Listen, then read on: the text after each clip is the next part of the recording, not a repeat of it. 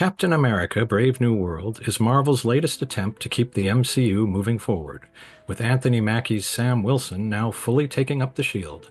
Directed by Julius Onah, the film was originally positioned as a grounded political thriller, following in the footsteps of The Winter Soldier. Instead, after multiple rewrites and extensive reshoots, the final product is a generic, bloated superhero flick that doesn't commit to anything. The movie serves as a follow-up to The Incredible Hulk 2008, Captain America: The Winter Soldier 2014, Eternals 2021, and The Falcon and the Winter Soldier 2021, while also setting up future Avengers and X-Men films. With a cast including Harrison Ford as President Thaddeus Thunderbolt Ross, Tim Blake Nelson as the leader, and Liv Tyler returning as Betty Ross, there were high expectations. But given everything that happened behind the scenes, delays, rewrites, and extensive reshoots, did Marvel manage to salvage something worthwhile? Welcome to First Take, where we watch the latest releases and help you decide if they're worth your time. I'm Sean Weathers. And I'm Angus Combe. Today we're tackling Captain America: Brave New World, a film that went through so many changes you have to wonder if Marvel even had a clear vision to begin with. Let's get into it. The movie is drowning in cliches. The first act features the classic superhero landing, a moment so overdone it was already being parodied in Deadpool 8 years ago. Woo! Superhero landing! Yeah, that's really hard on your knees. Then there's the last second backup arriving with the triumphant music and the old "save some for me" line. Instead of feeling like an earned moment, it just highlights how formulaic this movie is. And let's talk about the rewrites and reshoots. The movie originally had a very different story. It was supposed to focus more on an internal government conspiracy, but Marvel reportedly found it too political and forced rewrites to make it more accessible. The result? A surface-level espionage plot that lacks tension, stakes, or anything remotely thought-provoking. Another major issue is how much this movie tells instead of shows. Instead of letting the action and visual storytelling drive the plot, we get long, expository monologues trying to glue everything together. Scenes where characters just stand around explaining the stakes rather than letting us see them unfold. It makes the film feel passive and uninspired. I went in not knowing anything about the troubled production history, but it struck me that the movie wanted to be more about political intrigue than Captain America. And truth be told, with all the crazy political intrigue going on in the world right now, I found it hard to get excited about the events in this movie. Then there's Sam Wilson's Captain America. The film keeps saying he has no superpowers, yet he's somehow holding his own against trained fighters and even nearly beating the Red Hulk.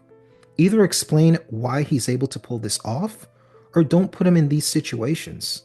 It's inconsistent and it undercuts the stakes. And that big emotional moment in the third act, with Bucky's cameo and heartfelt speech. It should have landed, but it didn't. The movie can't let the moment breathe before immediately undercutting it with a joke. It's the typical Marvel formula at its worst. The bad guy of the movie, Tim Blake Nelson as Samuel Stearns, at times reminded me of Freddy Krueger. At other times, the Emperor in Return of the Jedi. I guess his character comes from The Incredible Hulk 2008, but I must have missed that one. Perhaps if I'd seen that film, I would have understood him better or even sympathized with him. As it is, I was mostly scratching my head. While Anthony Mackie and Harrison Ford give solid performances, their characters aren't given the depth they deserve. Ford's President Ross was one of the Hulk's biggest enemies in the comics, yet when the Red Hulk finally appears, none of Ross's or the government's history or knowledge of how to fight him comes into play. It's a wasted opportunity for dramatic irony. It was nice to see Harrison Ford in the role of the president, but his character wasn't good enough or bad enough to really captivate me. I would have liked to spend more time with Sam Wilson, as played by Anthony Mackie.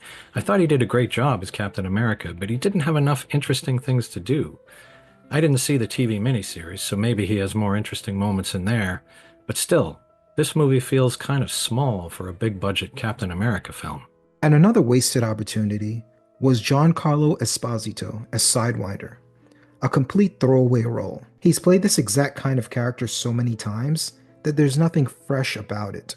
Worse, he feels completely disconnected from the rest of the film, likely a casualty of one of the many reshoots. I enjoyed the original Captain America trilogy much better than this one. and I think objectively they are much better movies. Even if I had gone into this one having seen all of the prerequisites, like The Falcon and the Winter Soldier, I doubt very much that Captain America Brave New World would measure up. It's a decent Captain America movie, but it's not a great Captain America movie. It has some entertaining action sequences and some good performances, but story-wise, it feels like a piece of a larger narrative that we just need to make it through in order to get to some better movie that may be coming soon. Let's not forget the CGI. Tim Blake Nelson as the leader and Liv Tyler's Betty Ross were clearly filmed on a green screen, making their scenes feel artificial and disconnected. And Bucky not helping Sam in the final fight? That screams reshoot. Marvel clearly cut something out and patched it together at the last minute. And then there's the biggest issue. Bruce Banner should have absolutely been the lead in this film. The story revolves around characters from his past.